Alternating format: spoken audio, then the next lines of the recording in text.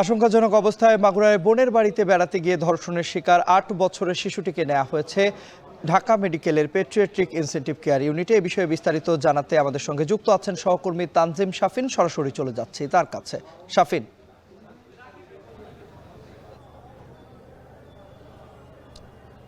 তন্ময়, গতকাল রাতে মাগুরায় ধর্ষণের শিকার এই শিশুটিকে ঢাকা মেডিকেল কলেজে নিয়ে আসা হয়। এরপরে তাকে জরুরি বিভাগে প্রথমে ভর্তি করা হয়েছিল, কিন্তু বর্তমানে অর্থাৎ এই মুহূর্তে সে আসলে জীবন মৃত্যুর সন্ধিক্ষণে দাঁড়িয়ে। চিকিৎসকরা যেটি বলছেন, মৃত্যুর সাথে পাঞ্জা লড়ছে একরকম এই তৃতীয় শ্রেণীর শিক্ষার্থী ৮ বছরের শিশুটি।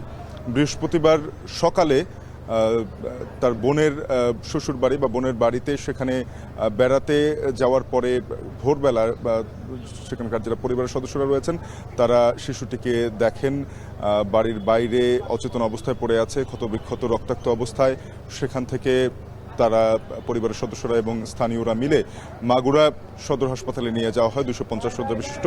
সেখানে মাগুরা সদর হাসপাতাল থেকে চিকিৎসকরা তাকে দ্রুত রেফার করে দেন ফরিদপুর মেডিকেলে, এবং সেখান থেকে এই ফরিদপুর মেডিকেল থেকেই গতকালই আবারে ঢাকা মেডিকেল কলেজে রেফার করে দেওয়া হয়, এবং গতকাল রাতে এসে শিশুটিকে ঢাকা মেডিকেল কলেজে নিয়ে আসা হয়। ঢাকা মেডিকেল কলেজে জরুরি বিভাগে তাকে প্রথমে নেওয়া হয়েছিল, তবে পরবর্তীতে চিকিৎসকরা তার শারীরিক অবস্থা আশঙ্কাজনক লক্ষ্য করে তাকে পেডিয়াট্রিক ইনটেনসিভ কেয়ার ইউনিট বা পিআইসিইউ, যেটি মূলত শিশুদের আইসিইউ, সেখানে নিয়ে যান, এবং এখনো পর্যন্ত তার নিবিড় পর্যবেক্ষণ চলছে। সেখানে চিকিৎসকরা কাউকে এর বাইরে কথা বলার জন্য আসলে অনুমতি দিচ্ছেন না খুব একটা, বা আমাদেরকে বলেছেন যে আনুষ্ঠানিকভাবে আগামীকালকে সকাল 10টা-11টার দিকে তারা বলতে পারবেন যে শিশুটির কি অবস্থা রয়েছে কিনা, বা শঙ্কামুক্ত হলে সেটি জানাতে পারবেন। এখনো পর্যন্ত শিশুটি শঙ্কামুক্ত নয়।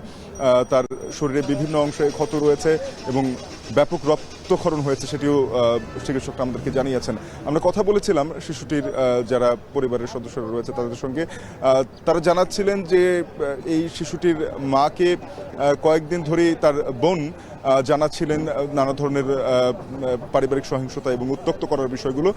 তো সেখান থেকে আসলে শুধুমাত্র বেড়াতে যাওয়া নয়, আমরা যতটুকু জানতে পেরেছি যে তার বোন, যার বিয়ে হয়েছিল ঠিক 4 থেকে 5 মাস আগে, এবং এই 4 থেকে 5 মাসের মধ্যে তার ভাষ্যমতে তার আত্মীয়রা যেটি বলছেন যে সে তার শ্বশুর এবং স্বামীর নির্যাতনে বেশ কয়েকবার বাড়িতে ফেরত এসেছেন, এবং বেশ কয়েকবার নানা কুরুচিপূর্ণ মন্তব্যর কথাও তিনি তার মাকে জানিয়েছেন। এর ফলশ্রুতিতে তার মা তার ছোট মেয়েকে সেই বাড়িতে পাঠান বড় মেয়ের একরকম নিরাপত্তার জন্য, এবং সেই বড় মেয়ের বাড়িতে গিয়েই ধর্ষণের শিকার হলেন এই 8 বছরের শিশুটি।